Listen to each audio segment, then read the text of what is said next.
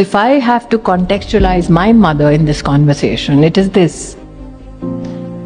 I'm 48 now, 49 in March. But when I was 7, suddenly one day, me and my other 2 young sisters were given a plate of rice and a black dal to eat. And we were huddled in a room and there was an urgency in the house. The 3 of us could not see what was urgent. Little did we know that my mother peeps back into the room and says, "Are you done eating lunch?" We said, "Indeed." I was 7, the younger one was 5, the youngest 2. And as the leader of the pack, I said, "Well, what can we do now? It's a Sunday." She says, "Your bags are packed, and now you shall leave with me." I don't remember asking her why the bags were packed. I do remember her sitting in a rickshaw urgently with a cylinder, bags, 2 girls waiting for the eldest to join her. And I stood outside my house and I asked her why. She says, "Well, one of the life's complications is that I could not bear a son. So let's go and build a house." So I kept staring at that house and she was urgent in her bidding and she said, "Let's leave." She said, "Why would you stare at this house?" And I said, "Guess what?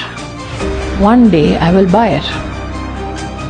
Now imagine for a 30-something woman 41 years ago thinking of a 7-year-old daughter and not knowing what the future holds for her. She took me by the hand, and the rest is history. Came to Delhi, worked double, triple jobs. And one day I did have the money to go back and buy the house.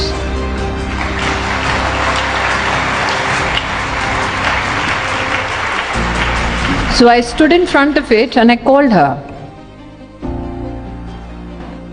I said, "I'm right there where you left me 41 years ago, with a desire that can now be monetarily fulfilled." And as mothers are wise and get wiser with age, she said, "Honestly, tell me, do you still want to buy it?" I looked at the house and I knew my wallet and I said no. She said, "Learn to forgive yourself, learn to forgive your anger, and learn to forgive those who did injustice to you, and that's your best gift to yourself."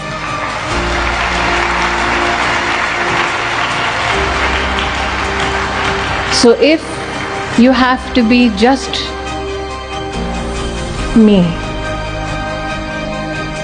the first lesson, genuinely be in the moment at that time.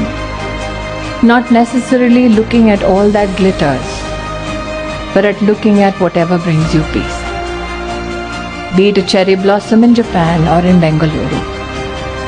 Just be.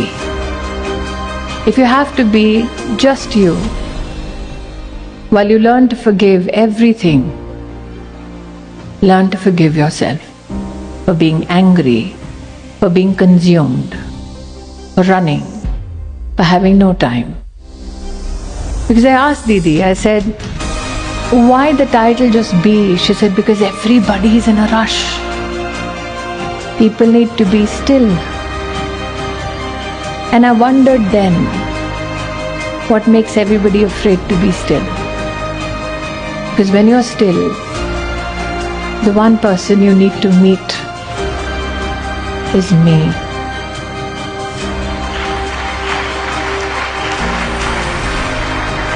So Miss Abe, I never imagined I would be on a stage where I would make you cry.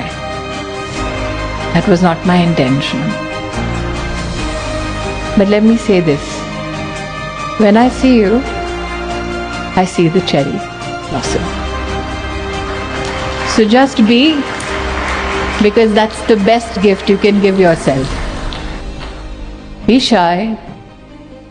Be adventurous, be tenacious, be you. Because in the whole world, there can be many copies, but only one me.